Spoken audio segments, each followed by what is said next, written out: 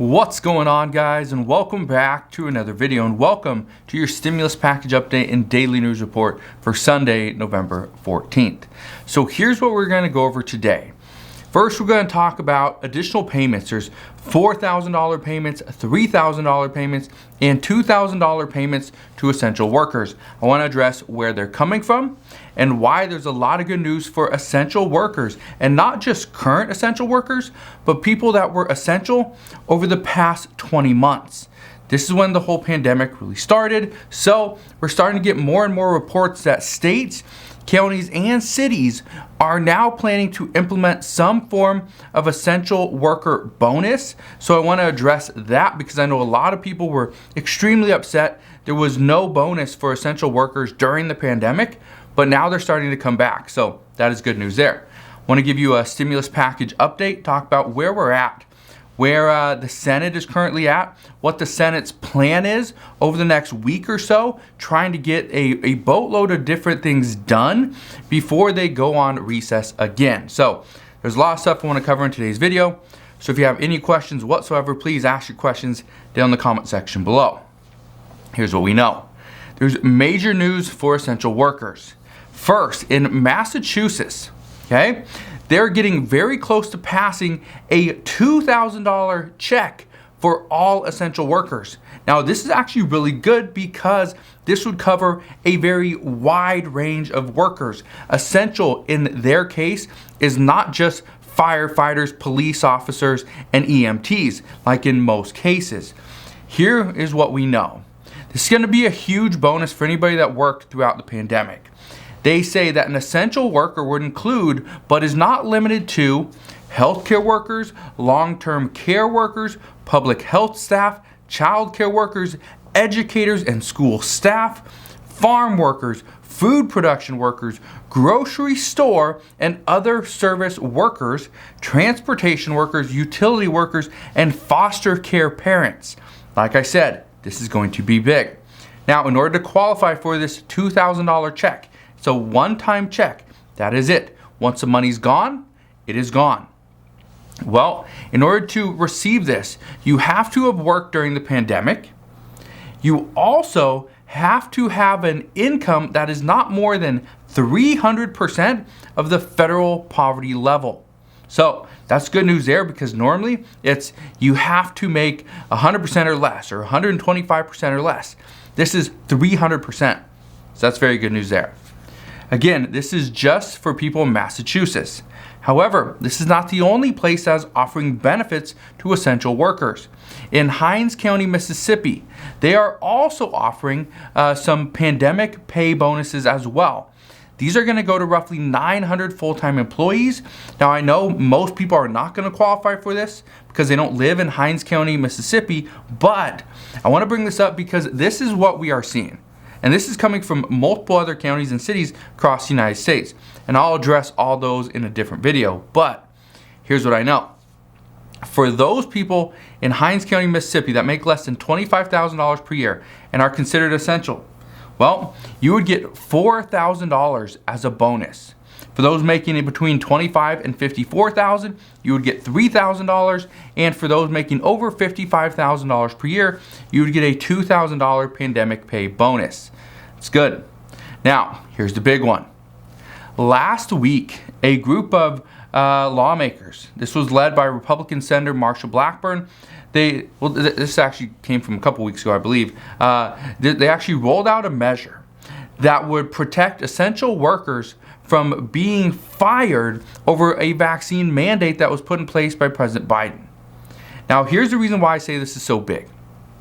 Right now, employment experts are saying that having a vaccine mandate is only going to cause worker shortages to increase.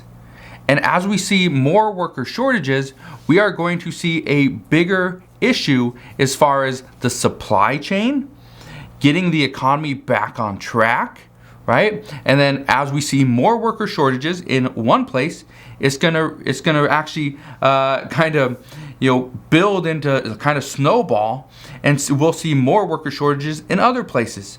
Because as, let's say, the transportation, maybe we see an issue there, which we already are, but let's say we don't have anybody shipping food across the country.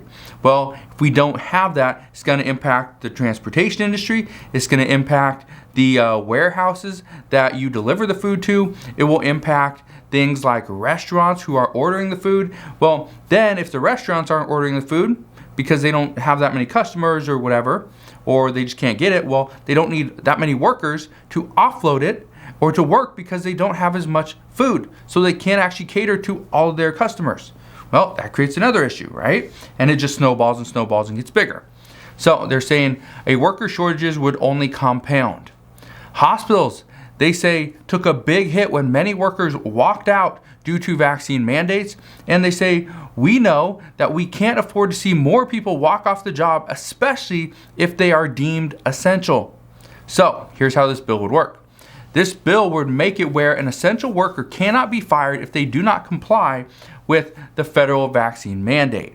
Senators say that the bill would provide an exemption similar to that of a religious exemption. So, being that they're deemed essential, they cannot be fired. Even though they should be getting the vaccine under the vaccine mandate, they could not be fired because they are an essential worker. And we need essential workers in order to function as an economy. So, that's pretty big news there. I think that's going to get a lot more attention very soon. Right now, it's still the Senate's still working on so many other things, but I think this is one bill that does have some merit. I think Republicans and Democrats could probably get behind this. Yes, I understand the vaccine mandate. There is some pushback right now. So, right now, is it going to happen? Maybe. But some are saying that no, don't move forward with it. And yet the Biden administration is saying yes, just understand it is going to go through. So, honestly, I wish I could tell you who to listen to, but we don't know. Now, let's address the upcoming work that must be done within Congress. And I want to specifically address where the Senate's coming from at this time as well. First, Senator Schumer says that the Senate is still waiting on the House of Representatives to get the full CBO score. Once they get the full CBO score, then the Senate can get to work on the upcoming stimulus package. The Senate is still waiting on the parliamentarian to give her ruling on immigration as well. We haven't heard an answer or a response back from her yet on that. So that's creating a little bit of an issue there because it is taking a little bit of time. We know West Virginia, their voters are pressing Senator Joe Manchin to go against the bill because they are worried about inflation.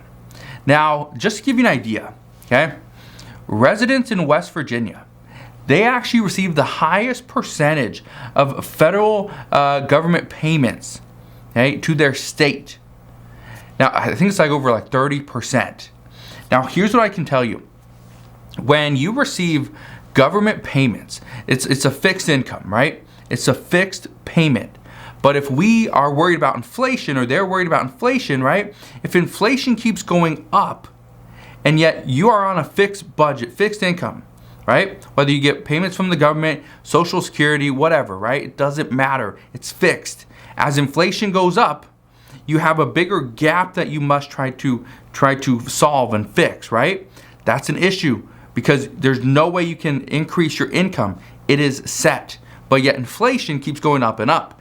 That's the reason why Senator Joe Manchin has been pushing back against this human infrastructure bill, because he does say that it is going to cause additional inflation. We have seen this over the past month or so, that yes, inflation is not transitory. It's going to be here for a little bit longer, and we need to learn to live with it. The problem there is, can we live with inflation where it is now, or are we going to make matters worse, pass this bill at potentially $1.75 trillion, and will inflation go up even more?